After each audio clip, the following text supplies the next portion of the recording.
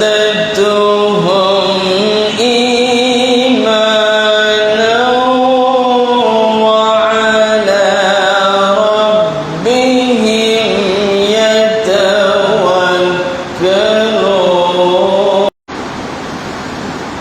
الذين يقيمون الصلاة ومما رزقناهم ينفقون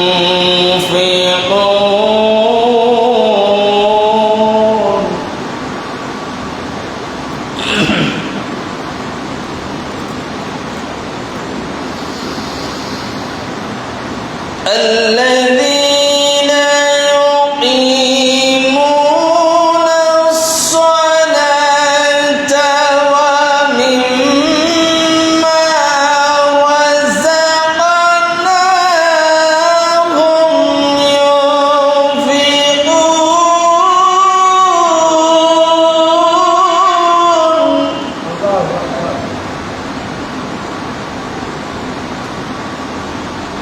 بسم الله الرحمن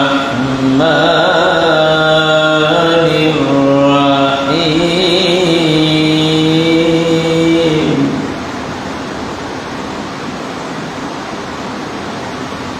إن الله وملائكته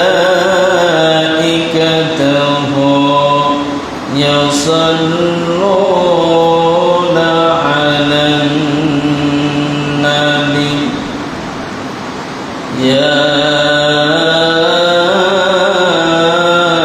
أيها الذين آمنوا صلوا عليه وسلموا تسليما اللهم صل على سيدنا مولانا وعلى آل سيدنا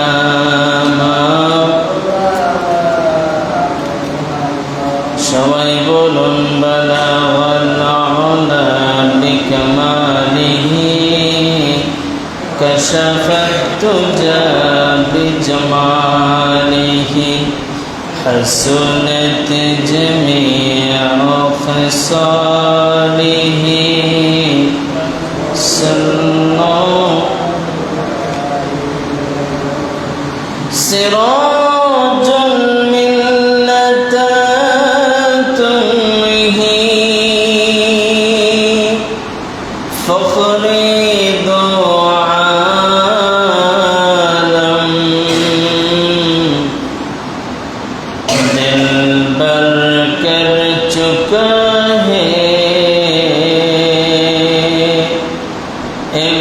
इम्तिहान हमारा बलग अल-अला बिकमालिही कशफ अद-दुजा बिजमालिही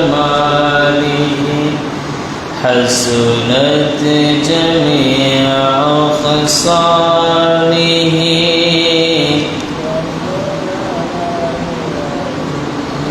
মহান আল্লাহ সুবহানাহু ওয়া তাআলার আলিশান দরবারে সবটুকু আবেগ ভালোবাসা উজাড় করে দিয়ে সকল হীনমন্যতা দুর্বলতা সংকীর্ণ মনতাকে ছেড়ে ফেলে দিয়ে এক আওয়াজে মালিকের দরবারে শুকর আদায় করি দিল থেকে মন থেকে একবার বলি আলহামদুলিল্লাহ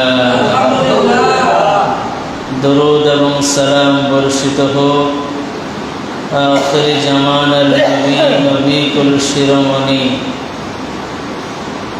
शफाअतेर कंडरी सय्यिदुना हबीबुना मुहम्मद सल्लल्लाहु अलैहि वसल्लम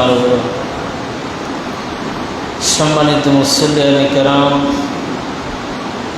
पवित्र ईदुल अजहार পরবর্তী দিন জুমার দিন কত সুন্দরভাবে এই বৎসর তিনটা খুতবা একসাথে মিলে গেছে। বুধবারের দিন আরাফার খুতবা, হজ্জের খুতবা, বৃহস্পতিবারে ঈদ উল আযহার খুতবা, আর শুক্রবারে জুমার খুতবা। আল্লাহ সুবহানাহু ওয়া তাআলা আমাদের সবাইকে জিলহজ মাস থেকে শিক্ষা এবং সওয়াব হাসিল করার তৌফিক দান করুন, আল্লাহুম্মা আমিন। সম্মানিত মুসলিয়ানে কেরাম,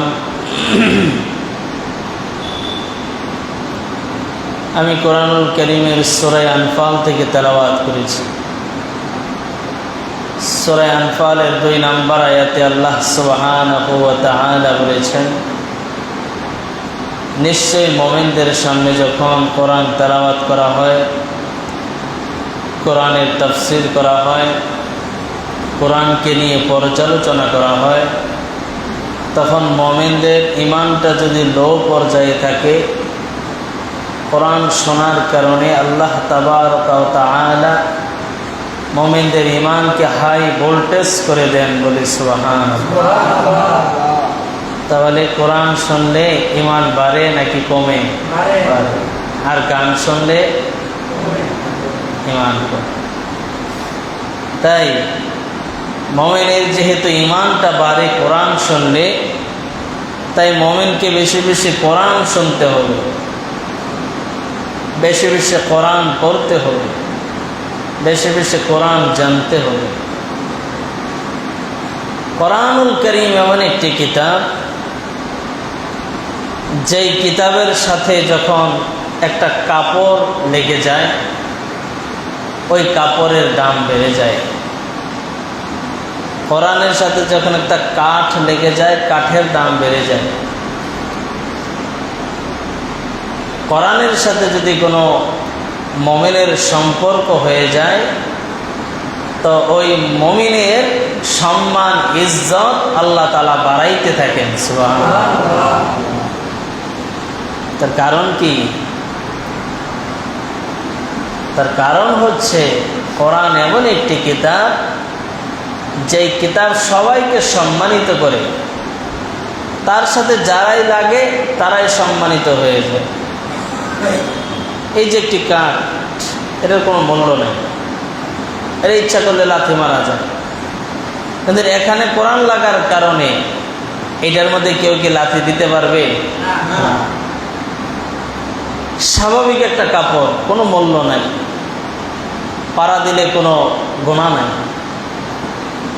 কিন্তু এটার সাথে যখন কোরআনটা লেগে যাবে, কোরআনের জন্য যখন এটাকে ফিট করা হবে, তখন এই কাপড় আর 150 টাকা গজের কাপড় থাকে না, ওইটা এমন কাপড় হয়, এটার সাথে কারো যদি একটু বেয়াদবি হয়, সাথে সাথে সালাম করে নেয়, শুধুমাত্র কোরআন লাগার কারণে, কোরআন থাকার কারণে। তাই কোনো মুসলমানের সাথে যখন, কোনো মুমিনের সাথে যখন কোরআনের সম্পর্ক হয়ে যাবে, তখন ওই মুমিনের সম্মান আর ইজ্জত বাড়তেই থাকবে, বাড়তেই থাকবে। কোন মানুষের সিনায় যদি কোরআন ঢুকে যায়, ওই মানুষটার সম্মান ইজ্জত বেড়ে যায়। একটা হাফেজে কোরআনের এত সম্মান, এত দাম কেন? কারণ তার সিনার মধ্যে আছে 30 পারার কোরআন। আমার নামে পোস্টার হয়, আমার নামে মাইকিং হয়, আমাকে দেখানোর জন্য হাজার হাজার জনতা ওয়াজের মঞ্চে বসে থাকে। এটা আমার কোনো ক্রেডিট নয়, এটা আমার কোনো ক্রেডিট নয়। আমার কণ্ঠ সুন্দর, আমার গলা সুন্দর, এটা কোনো ক্রেডিট নয়। শুধুমাত্র আমার সিনার মধ্যে কোরআন থাকার কারণে, আমার জবান দিয়ে কোরআন বের হয়, এই জন্য মানুষ আমাকে সম্মান আর ইজ্জত করে। আমার সাথে কোরআন লেগে থাকার কারণে আমার ইজ্জত সম্মান যেভাবে বেড়ে যায়, কোন মুমিনের সাথে যদি কোরআনটা লেগে যায়, কোন মুমিন যখন কোরআনকে ধারণ করবে, কোরআনকে মানবে, কোরআনকে নিয়ে আলোচনা করবে, পর্যালোচনা করবে, কোরআনকে নিয়ে তাফসীর করবে, তখন তার সম্মান, তার ইজ্জত, তার ঈমান যাদাতুহুম ঈমানা। মহান মালিক বলেন তার ঈমানটা যদি লো পর্যায়ে থাকে, কোরআন শোনার কারণে, কোরআন পড়ার কারণে আমি আল্লাহ তার ঈমানকে হাই ভোল্টেজ করে দেব। বলেন সুবহানাল্লাহ। এই যারা আপনারা আমার সামনে বসে আছেন, সবার উদ্দেশ্যে একটাই, কোরআন শুনব, বাপ দাদার কিচ্ছা কাহিনী শুনব না, কোন মানুষের আত্মকাহিনী শোনার জন্য আমরা বসি নাই, শুধুমাত্র কেবলমাত্র কোরআন শোনার জন্য বসে গিয়েছেন যারা, আল্লাহ পাক আপনাদের উদ্দেশ্যে বলেছেন, ইযা কুরিয়াল কুরআনু ফাসতামিউ লাহু ওয়া আনসিতু লাআল্লাকুম তুরহামুন। যখন যেখানে কোরআন তেলাওয়াত হয়, যখন যেখানে কোরআন নিয়ে আলোচনা করা হয়, সেখানে যারা বসে যায় কোরআন শোনার জন্য, মালিক আল্লাহ ডাক দিয়ে বলেন, কোরআন শোনার সাথে সাথে আমি আল্লাহ আসমান থেকে ওই বান্দা বান্দির উপরে রহমত নাজিল করে দিই। বলেন সুবহানাল্লাহ। এক বিন্দু রহমত যদি কোনো হাতির উপরে পড়ে, তাহলে হাতিটা গজবতী হয়ে যায়। এক বিন্দু রহমত যদি হরিণের মধ্যে পড়ে, হরিণের মধ্যে মৃগনাভি কস্তরী হয়। এক বিন্দু রহমত যদি কোনো সাপের উপরে পড়ে, ওই সাপের মধ্যে মনি হয়ে যায়। এক বিন্দু রহমত যদি কোনো ঝিনুকের মধ্যে পড়ে, ঝিনুকের মধ্যে মুক্তা হয়। এক বিন্দু রহমত যদি আল্লাহর কোন বান্দা বান্দির উপরে পড়ে যায়, তাহলে তারা খাঁটি আল্লাহর ওলি হয়ে যায়। বলেন সুবহানাল্লাহ। এক বিন্দু, কয় বিন্দু রহমত? আর আল্লাহ বলেন এক বিন্দু রহমত নয়। যারা কোরআন শোনার জন্য বসে যায়, তাদের উপরে আমি মালিকের পক্ষ থেকে অসংখ্য গণিত বৃষ্টির নেই রহমত আমি আল্লাহ নাজিল করি। বলেন আল্লাহু আকবার। একটা না, দুইটা নয়। আল্লাহ বলেন যে আমি বৃষ্টির মতো রহমত নাজিল করি। আর ওই বৃষ্টির মতো রহমত থেকে আমার আপনার উপরে যদি এক বিন্দু পড়ে যায়, তাহলে আমরা কার ওলি হয়ে যাব বলেন? আর আল্লাহর ওলি হয়ে গেলে আমাদের কোনো টেনশন আছে? কথা বলেন, চিন্তা আছে? আমরা তো চাই আল্লাহর ওলি হতে, কিন্তু জানি না কিভাবে আল্লাহর ওলি হতে হয়। আহারে, আল্লাহর ওলিদের এত পাওয়ার, এত জজবা, তাদের এত শান আর এত মান। মৃত্যুর সময় ফেরেশতারা কানে কানে এসে বলবে। কোরআনুল কারীমে আল্লাহ তাআলা তাও জানিয়ে দিয়েছেন, মৃত্যুর সময় ফেরেশতারা আল্লাহর ওলিদের কানে কানে বলবেন, ওয়ালা তাহজানু ওয়া আবশিরু বিল জান্নাহ। এরে আল্লাহর ওলি, তোমার ভয় নাই, তোমার টেনশন নাই, তোমার চিন্তা নাই। তুমি তো মহান রবের ওলি হয়ে গেছো। তোমার জন্য এই মুহূর্তে আমাদের পক্ষ থেকে জান্নাতের সুসংবাদ। বলেন সুবহানাল্লাহ। ওলিদের কোনো ভয় নাই, টেনশন নেই, চিন্তা নাই। ওলিরা মরার সাথে সাথে আল্লাহর তৈরি জান্নাতের মেহমান। তাই আমার বন্ধুগণ, যেই কথা বলতেছিলাম, কোরআন শুনলে লাভ না ক্ষতি? আরো জোরে বলেন। গান শুনলে লাভ না ক্ষতি? আমার ভাইরা, কিন্তু আমার দেশের মানুষ কোরআন শুনতে চায় না। চাষ চলে যাবেন, সেখানে নর্তকীদের বেহায়াপনা, নগ্ন সিনেমা, অশ্লীলতা,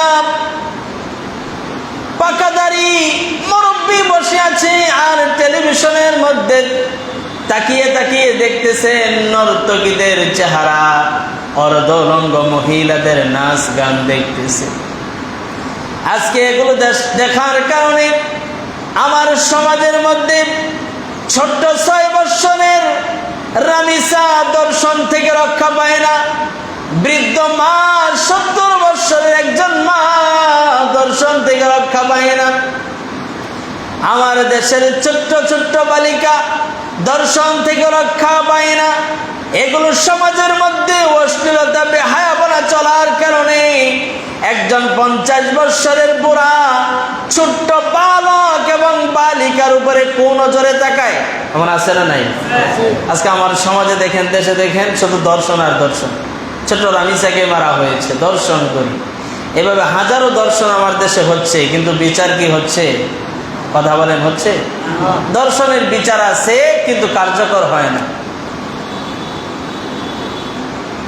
কিন্তু ইসলাম এমন একটা ইসলাম, এমন একটা বিধান দর্শনের ক্ষেত্রে দিয়েছে, সমাজের প্রতিটি অন্যায়ের বিরুদ্ধে ইসলাম 0 টলারেন্স স্বীকৃতি দিয়েছে। একটা মানুষ যদি চুরি করে তার ডান হাত কেটে দাও, একটা মানুষ যদি ধর্ষণ করে, জেনা করে, তাহলে তার কোমর পর্যন্ত মাটির মধ্যে, তাকে গর্তের মধ্যে নামিয়ে চতুর্দিক দিয়ে পাথর নিক্ষেপ করে ওই গর্তের মধ্যে তাকে হত্যা করতে হবে। এটা ইসলামের বিধান। কিন্তু আজকে আমরা নামে মুসলমান, নামে ইসলাম মানি, কিন্তু আমার দেশের কোনো অন্যায়ের শাস্তি দিদিকে আমরা ইসলামকে মানি না। আজকে না মানার কারণে আমার দেশে এমন অবস্থা হয়েছে, আমার আপনার ছোট্ট মেয়েটাও রক্ষা পায় না দর্শন থেকে, বৃদ্ধা মা রক্ষা পায় না দর্শন থেকে, একটা পাগল দর্শন থেকে রক্ষা পায় না, একটা ভিক্ষুক মহিলা দর্শন থেকে রক্ষা পায় না, একটা প্রতিবন্ধী মহিলা দর্শন থেকে রক্ষা পায় না। এদেশে এমনও প্রতিবন্ধী আর পাগল মহিলা আছে যাদের পেটের মধ্যে বাচ্চা আছে, কিন্তু মেয়েটা জানে না ওই বাচ্চার বাবাকে। এই দেশে আমরা আজকে বসবাস করি। ইসলাম নারীদেরকে এত সম্মান দিয়েছে, এত ইজ্জত দিয়েছে, পৃথিবীর অন্য কোনো ধর্ম নারীদেরকে এত সম্মান আর ইজ্জত দেয় নাই। একটা মেয়ে যখন ছোট্ট থাকে তখন একটা বাবার কলিজার টুকরা থাকে, মেয়েটা যখন একটু বড় হয় একটা ভাইয়ের কলিজার টুকরা বোন হয়ে যায়, মেয়েটা যখন বিবাহ হয় সে কারো সহধর্মিণী অর্ধাঙ্গিনী হয়ে যায়, সেই মহিলাটা যখন বৃদ্ধ হয় তখন মা হয়, দাদি হয়, নানি হয়, পর্যায়ক্রমে সে সম্মানের সহিত থাকে।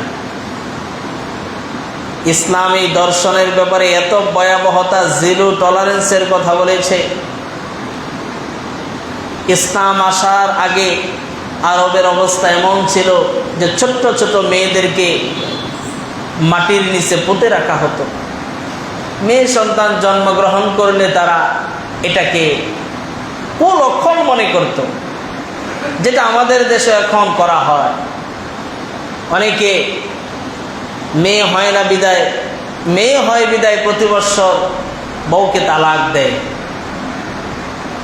এই যে একটা অসহনশীল অবস্থা, অরাজকতা একটা অবস্থার জন্য আজকে আমরা দায়ী।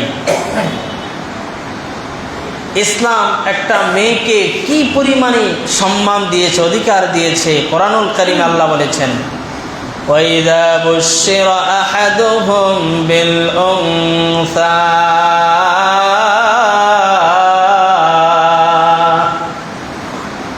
আরবের জমিনে যখন ইসলাম আসার আগে একটা বাবার কাছে সংবাদ যাইতো যে তোমার মেয়ে হয়েছে, ও বাবা যখন সংবাদ পাইতে যে আমার মেয়ে হয়েছে, সাথে সাথে তার চেহারাটা জাল্লা ওয়াজহুহু, তার চেহারাটা কালো হয়ে যেত। মুসাওয়াদা, আল্লাহ বলেন যে তার চেহারাটা কালো হয়ে যেত, তার মুখটা কালো হয়ে যেত, যে আমার মেয়ে হয়েছে, আমি মানুষের সামনে কিভাবে মুখ দেখাবো। এই চিন্তা করে সে মেয়েগুলোকে মাটির নিচে পুঁতে রাখত। কিন্তু ইসলাম আসার কারণে, ইসলাম আসার পরে বলে না, এটা হবে না, নারীদেরকে সর্বোচ্চ সম্মান দিতে হবে। মেয়ে হিসাবে সর্বোচ্চ সম্মান, বোন হিসাবে সর্বোচ্চ সম্মান, মা হিসাবে সর্বোচ্চ সম্মান দিতে হবে মেয়েদেরকে। মেয়ে হিসাবে কিভাবে সর্বোচ্চ সম্মান দিব? নবীজি বলেছেন, কারো যদি মেয়ে হয়ে যায়, ওই মেয়েকে যে সে যদি ভালোভাবে লালন পালন করে, দিনী শিক্ষায় শিক্ষিত করে, সুপাত্রের কাছে বিবাহ দেয়, তাহলে আল্লাহর রাসূল বলেছে ওই মেয়ের বাবা আমার সাথে জান্নাতের মেহমান হবে। বলেন সুবহানাল্লাহ। আল্লাহর নবী বিশ্ব নবী রাহমাতুল লিল আলামিন বলেছেন, কারো যদি 3টা কন্যা সন্তান হয়ে যায়, ওই 3টা কন্যা সন্তানকে সুচির লালন পালন করার পরে, তিনি শিক্ষা দেওয়ার পরে, ভালো পাত্রের কাছে বিবাহ দিয়ে দেয়, আমার শাহাদাত আঙ্গুলিয়ার মধ্যম আঙ্গুলের দূরত্ব যতটুকু, বিশ্বনবী বলেছেন ওই মেয়ের বাবার আমি রাসূলুল্লাহ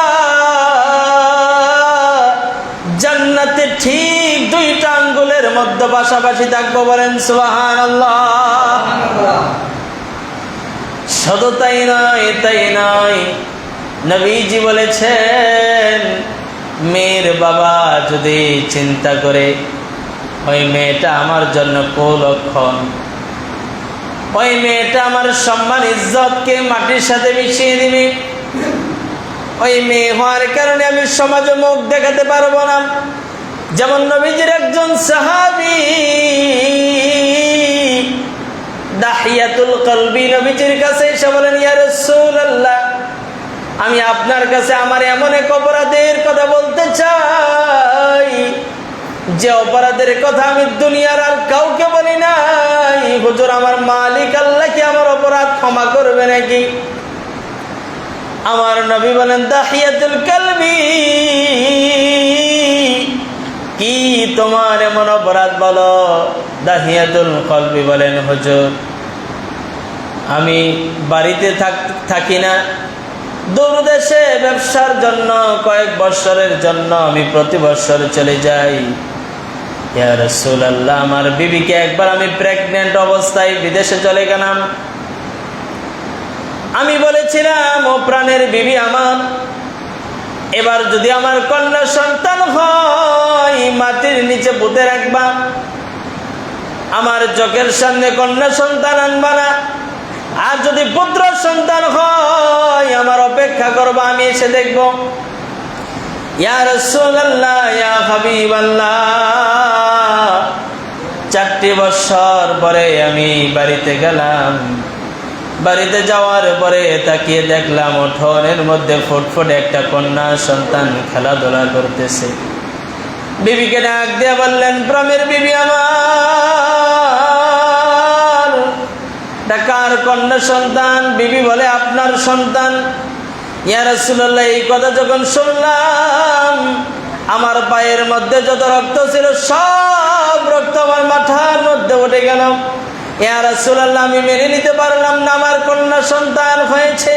আমি রাগকে সংবরণ করলাম। কিছুক্ষণ পরে বললাম, প্রাণের বিবি আমার, তোমার মেয়েকে সাজুগুজু করিয়ে দাও, নতুন পোশাক পরিয়ে দাও। তোমার মেয়েকে নিয়ে আমি দূর দেশে দাওয়াত খাওয়ার জন্য যাব, বেড়ানোর জন্য যাব। মা সুন্দর করে ফুটফুটে কন্যা সন্তানকে সুন্দর কাপড় পরিয়ে দিয়ে সাজুগুজু করিয়ে দিয়ে বাবার সাথে দিয়ে দিল। বাবা রওনা হয়ে গেল দূর দেশে। বাবা এক পর্যায়ে পাহাড়ের চওড়ায় চলে গেল মেয়েকে নিয়ে। পাহাড়ের চওড়ায় যাওয়ার পরে ছোট্ট একটি গর্ত খনন করা শুরু করে দিল। মেয়েটা ডাক দিয়ে বলে, আব্বু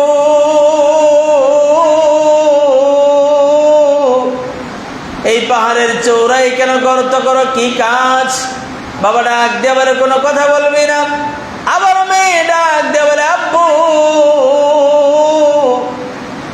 এখানে গর্ত খনন করার কাজ কি? বাবা ডাক দিয়ে বলে কোনো কথা বলবি না। তৃতীয়বার মেয়েটা ডাক দিয়ে বলে আব্বু তুমি কাজ করতে করতে দোলায় মলিন হয়ে গেছ, তোমার দালির মধ্যে দোলা লেগে গেছে, তোমার চুলের মধ্যে দোলা লেগে গেছে। আব্বু তুমি একটু উঠে বসো, তোমার দাড়ি থেকে আমি ধুলোগুলো ফালিয়ে দেই, তোমার মাথার চুল থেকে ধুলোগুলো ফালিয়ে দেই। বাবাটা উঠে বসলো, মেয়েটা ছোট্ট ছোট্ট হাত দিয়ে আঙ্গুল দিয়ে বাবার দাড়ি থেকে দোলাগুলো ফালিয়ে দিল, মাথা থেকে দোলাগুলো ফালিয়ে দিল, মুখটাকে পরিষ্কার করে দিল, নিজের জামা দিয়ে ছোট্ট মেয়েটার জামা দিয়ে বাবার মুখ থেকে গামগুলো মুছে দিল। সাহাবী বলতেছেন ইয়া রাসূলুল্লাহ এই দৃশ্যগুলো আমাকে বড়ই আনন্দিত করেছে, কিন্তু ইয়া রাসূলুল্লাহ আনন্দিত করলে কি হবে? আমার মনের মধ্যে একটাই প্রশ্ন, কেন আমার মেয়ে হয়েছে, আমার কি ছেলে হতে পারলো না? আমার মেয়ের পরিচয় আমি সমাজের মধ্যে কেমন করে দিব? মানুষ আত্মীয় স্বজন যদি শুনে আমার কন্যা সন্তান হয়েছে, মানুষ কি মনে করবে? ইয়া রাসূলুল্লাহ আমি পাষাণ হৃদয়ের হয়ে গেলাম। গর্তের মধ্যে আমার মেয়েকে আমি নামিয়ে দিলাম। নামিয়ে দেওয়ার পরে মেয়েকে বললাম খনন করা শুরু করো। মেয়ে যখন খনন করা শুরু করলো, আমি উপর থেকে মাটি দেওয়া শুরু করলাম। মাটি দিতে দিতে মেয়ের কোমর পর্যন্ত মাটি দিয়ে ফেললাম। মেয়েটা হাসতেছে আর বলতেছে আব্বু আমার সাথে মনে হয় খেলতেছ। দাহিয়াতুল কলবি সাহাবী বলে ইয়া রাসূলুল্লাহ আমি খেলি না, আমার মেয়েটার কোমর পর্যন্ত যখন আমি মাটি দিয়ে দিলাম, মেয়েটা ডাক দিয়ে বলে আব্বু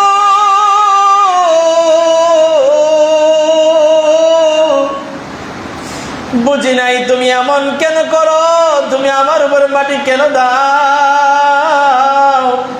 আমার বড় কষ্ট হচ্ছে আব্বু,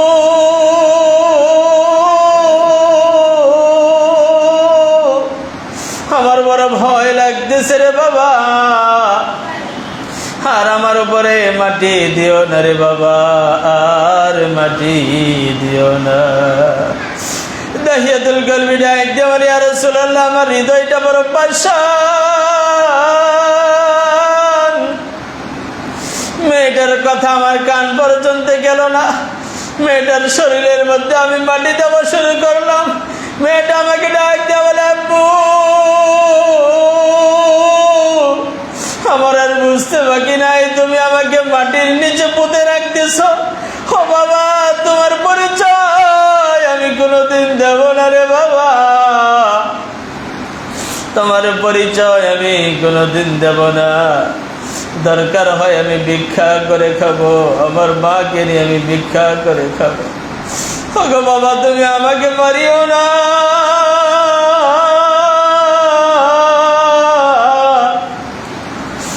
তোমার পরিচয় আমি কোনোদিন দেব না, তোমার থেকে 1000 মাইল দূরে চলে যাব রে বাবা।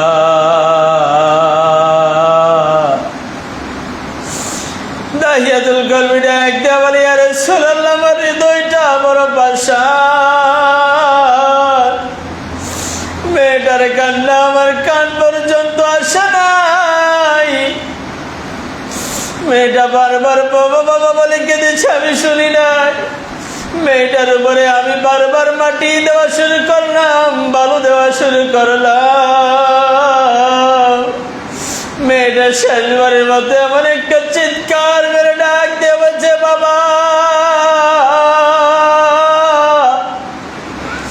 তোমার মতো বাসন বাবা যেন দুনিয়াতে আর না হয়, তোমার মতো বাবা যেন আর কোনো মেয়ের না হয়। ইয়া রাসূলুল্লাহ আমি বুঝতে পারি না, মেয়েকে মাটির নিচে চাপা দিয়ে চলে আসলাম। ইয়া রাসূলুল্লাহ ইসলাম গ্রহণের পরে মাঝে মাঝে মেয়েকে স্বপ্ন দেখি, ইয়া রাসূলুল্লাহ, মনকে মানাইতে পারি না। আজকে যাদের মেয়ে হয়েছে তাদের বোঝার কথা। মেয়েটা যখন বাড়ি থেকে তার খালার বাড়িতে বেড়াতে যায়, নানির বাড়িতে বেড়াতে যায়, কোন বাবা যখন বাড়িতে এসে মেয়েকে না দেখে বাবাটার হৃদয়ের মধ্যে একটা শূন্যতা অনুভব করে। বাবাটার বাড়িতে আর ভালো লাগে না। বাবার সব সময় মেয়ের জন্য পাগল। অনেক বাবা মেয়েকে বিয়ে দিয়েছে 10 বছর, তারপরে মেয়ের ভালোবাসা বলতে পারে না। মেয়েদের প্রতি বাবাদের এত ভালোবাসা আমার মালিক আল্লাহ দিয়েছেন, অন্য কোনো সন্তানের প্রতি এত ভালোবাসা হয় না। এজন্য আমার বন্ধুগণ, দাহিয়াতুল কলবি যেভাবে ইসলাম আসার আগে মেয়েকে মাটির নিচে পুঁতে দিয়েছে, ইসলাম আসার পরে মেয়েদেরকে এত সম্মান আর ইজ্জত ইসলাম দিয়েছে। কারো 3টা কন্যা সন্তান হইলে নবীজি বলেছেন তার পিতামাতা জান্নাতি, সুবহানাল্লাহ। কারো যদি 3টা কন্যার সন্তান হয়, তিনি শিক্ষা দেয় ওই পিতামাতা জান্নাতি। 3 ছেলে সন্তানের ব্যাপারে এই কথা বলা হয় নাই, শুধুমাত্র 3 কন্যা সন্তানের ব্যাপারে কথা বলা হয়েছে। এজন্য আমার ভাইয়েরা, ইসলামে এত সম্মান দিয়েছে। এই সম্মানের ইসলামে যদি মেয়েদের উপরে দর্শন নামক এরকম জাহেলিয়াত আমার সোনার বাংলাদেশে আবারও শুরু হয়ে যায়, ওই জাহালিয়াত এবং দর্শন বন্ধ করার জন্য এই জেল ফাঁস দিয়ে হবে না, প্রকাশ্যে তাদেরকে বাইতুল মুকাররমের সামনে বিপরীত লিঙ্গ কেটে দিয়ে তাদের গলার মধ্যে ফাঁসি দিয়ে সর্বোচ্চ শাস্তি দিতে হবে, ঠিক কিনা? এছাড়া এই দর্শন বন্ধই জমিনে হবে না। এই দর্শনকে বন্ধ করতে হলে প্রকাশ্যে দর্শকদেরকে তাদের লিঙ্গ কেটে দিয়ে তাদেরকে জনসম্মুখে ফাঁসির কাস্টে ঝুলাতে হবে, কথা বলেন ঠিক কিনা? আমার ভাইয়েরা, এই দর্শন নামক জাহেলিয়াত যেন আমার বাংলাদেশ থেকে একটি শাস্তির মাধ্যমে উঠে যায়, আল্লাহ তাআলা সেই তৌফিক দান করুন, বলুন আমিন। আমরা যে আলোচনার মধ্যে ছিলাম সেটা হলো কোরআনুল কারীম। কোরআনুল কারীম হচ্ছে এমন একটি কিতাব, যেই কিতাব শুনলেও সব, পড়লেও সব, বুঝলেও সব, কোরআনুল কারীম দেখলেও সব, বলুন সুবহানাল্লাহ। সেই কোরআনুল কারীম সব সময় আমরা তেলাওয়াত করি নামাজের মধ্যে। তেলাওয়াত ছাড়া নামাজ হয় না। ঠিক নামাজ ভঙ্গের কারণ আছে, 19টি কারণ আছে। এই 19টি কারণের মধ্যে প্রথম এবং প্রধান কারণ হচ্ছে নামাজের মধ্যে কেউ যদি অশুদ্ধ তেলাওয়াত করে, অর্থাৎ গায়রে সহিহ যাকে বলা হয়, সহি হয় না এমন তেলাওয়াত যদি কেউ করে, ওই নামাজটা নিজের জন্য তেলাওয়াত করলে হয়ে যেতে পারে, কিন্তু ইমামতি করলে ওই নামাজটা হয় না, বরং ওই নামাজটা ফাসেদ হয়ে যায়। যেমন এখানে সামনের কাতারে অনেকেই আছেন যারা ইমামতি করার যোগ্যতা আছে, তবে এর মানে এই কি আমি আপনার পিছনে দাঁড়ালে, মুয়াজ্জিন সাহেব আপনার পিছনে দাঁড়ালে, এই 2 জন পিছনে মুক্তাদি, সামনের কাতার থেকে কেউ ইমামের মুসল্লায় এসে যদি নামাজ পড়ায়, ওই নামাজটা কি হবে? কথা বলে না, হবে? কেন হবে না? যে ইমাম সামনের কাতারের, তার চাইতে যোগ্যতাশীল পিছনে আছে, কিন্তু ইমামও নাই, মুয়াজ্জিন সাহেবও কোনো কারণে মাগরিবের নামাজে নাই। কথার কথা। এখন যদি আজিজ চাচা চিন্তা করে যে মাগরিবের নামাজটা আগে বহুবার পড়াইছি, তো পড়ায় দেই, বলেন তো নামাজটা হবে কি হবে না? হবে। কেন হবে? ওনার চেয়ে যোগ্যতাশীল পিছনে নাই, ওনার চেয়ে ভালো জানলেওয়ালা পিছনে নাই। যদি থাকে, মনে করেন একামত হইতেছে, আজিজ চাচা সামনে দাঁড়াইছে, পিছনে তাকায় দেখে বিশাল পাগড়িওয়ালা মুফতি সাহেব, ওনার জন্য কি ইমামতি করা তখন জায়েজ হবে? না, ওনাকে দিতে হবে। কারণ হচ্ছে আপনি একা নামাজ আদায় করবেন, সহি হোক বা গায়রে সহি হোক, আপনার নামাজটা হয়ে যাবে। কিন্তু আপনি যখন ইমামতি করবেন, আপনার পেছনে যদি আপনার চেয়ে যোগ্যতাশালী হয় তো আপনার নামাজ তো হবেই না, গোটা জামাতের নামাজ নষ্ট হয়ে যাবে, গোটা জামাতের নামাজ নষ্ট হয়ে যাবে, ফাসিদ হয়ে যাবে। এটা হচ্ছে ফতোয়া, এটাই হচ্ছে ইসলামের দিক নির্দেশনা। বল হচ্ছে দুই প্রকার, লাহানে জলি, লাহানে খাফি। লাহানে জলি হচ্ছে বড় ধরনের বল, যেটা অর্থের বিকৃতি হয়ে যায়, আর লাহানে খাফি হচ্ছে ছোট বল, যেগুলো পিছনে থেকে বোঝা যায় না যে এমন বল হয়েছে। আর লাহানে জলি যদি বোঝা যায় যে যেখানে টান নাই সেখানে টান, যেখানে হা ছোট হার উচ্চারণ সেখানে বড় হার উচ্চারণ, যেখানে অফের উচ্চারণ সেখানে কাফের উচ্চারণ করে ফেলেছে, যেখানে জিহ্বার আগা থেকে উচ্চারণ সেখানে জিহ্বার মাঝখান থেকে উচ্চারণ, পিছনে বোঝা গেছে তো অর্থের বিকৃতি হয়ে গেছে, তো গোটা জামাতের নামাজ নষ্ট হয়ে গেছে। যদি কেউ তেলাওয়াত করে ফি দীনিল্লাহি আফওয়াজা, এখানে বল হয়ে যায় দুইটা বল। আপনাদের যাদের তেলাওয়াতটা জানা আছে এখানে দুই জায়গায় টান হবে, ফি দীনিল্লাহি আফওয়াজা। ফির মধ্যে যেমন টান, আবার দির মধ্যে ঠিক তেমন টান। এখন কেউ যদি বলে ফি দীনিল্লাহি, তখন অর্থের বিকৃতি হয়ে যায়, তখন কি নামাজটাই নষ্ট হয়ে যায়। হ্যাঁ, এই তেলাওয়াত দিয়ে একাকী নামাজ পড়া যায়, কিন্তু জামাতে নামাজ পড়া যায় না। কখন পড়া যায় না? পিছনে যোগ্য লোক থাকলে। হ্যাঁ, পিছনে যোগ্য কেউ নাই, সবাই ওনার মতো বা ওনার চেয়েও একটু লো কোয়ালিটির, তখন কি হয়, ওনারটাও হয়ে যাবে, বাদ বাকি জামাতের সবারটাই হয়ে যাবে। মনে রাখবেন, তেলাওয়াত করলে সওয়াব, আবার ভুল জেনে শুনে করলে ওইটা আবার গোনা। কিন্তু এর মানে আবার এইটা নয় যে আমরা অনেকে এমন আছি যে সবটুকু সহি হয় না, অনেক সময় ভুল হয়। এখন অর্ধেক ভুল হবে, অর্ধেক ভালো হবে, আমি তেলাওয়াত করছি, এটাই তো স্বাভাবিক। কিন্তু নামাজের ক্ষেত্রে এটা নয়, এটা হচ্ছে কোরআনুল কারীম স্বাভাবিকভাবে তেলাওয়াতের ক্ষেত্রে।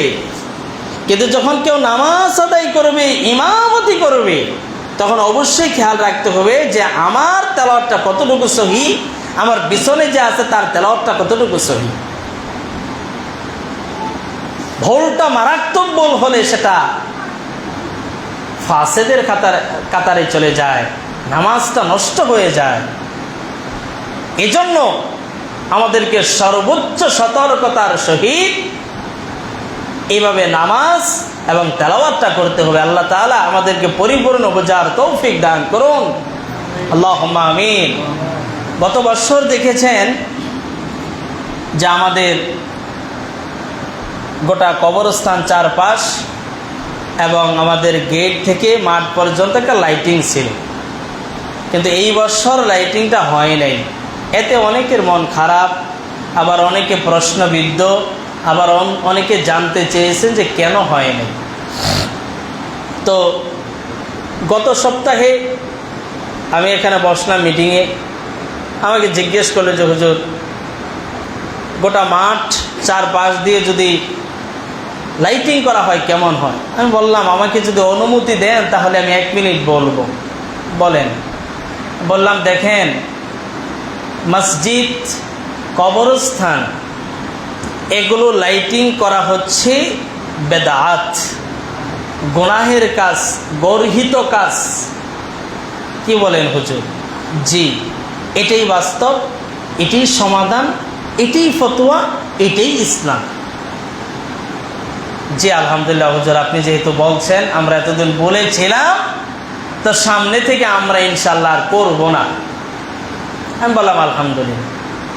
এখন অনেকের মনে প্রশ্ন হতে পারে, হুজুর এই বছর আপনি বললেন, আগেও তো 2-1 বছর গেছে, আপনি তো এমন ফতোয়া দেন নাই। আরে ভাই, আমি তো আপনাদের উঠে পড়ে ফতোয়া দেই নাই, আপনারা জিজ্ঞেস করেছেন বিদায় আমি ইমাম ফতোয়া দিয়েছি। গত আগে যদি আপনারা বলতেন যে হুজুর আমরা লাইটিং করতে চাই, করব, এটা ইসলামে জায়েজ না না জায়েজ, সঠিক না বেঠিক, আমাদেরকে বলেন। যদি আমি না বলতাম সেটা আমার অপরাধ। কিন্তু আপনারা যে আমাকে জিজ্ঞেস করেন নাই বা আগের ইমামকে জিজ্ঞেস করেন নাই, সেটা কতটুকু আপনাদের সঠিক হয়েছে একবার মনকে প্রশ্ন করবে যে আমরা কি হুজুরকে জিজ্ঞেস করেছিলাম যে হুজুর আমাদের এই কাজটা সঠিক না বেঠিক? এখন মনে করবেন আমরা ভুল করি, আপনি বলবেন না। এখন সব বলি যদি আপনাদের আমি বলে দেই তো বলবেন টাকা দিয়ে ইমাম রাখলাম, আসার পরেই আমাদের ভুল। এতদিন আমরা কি পানির মধ্যে ছিলাম নাকি? মনে রাখবেন, একটা সমাজ থেকে বেদাতকে দূর করার জন্য আমাদের একটা মিশন থাকে যে আমরা ওয়াজ নসিহতের মাধ্যমে আস্তে আস্তে বুঝিয়ে সমাজ থেকে বেদাত দূর করব। হুট করে এসে বেদাত দূর করা যায় না। এজন্য আমাদের শায়েখ দেওয়ানা বলতেন, বেদাত যদি দূর করতে চাও সুন্নতের আমল শুরু করে দাও।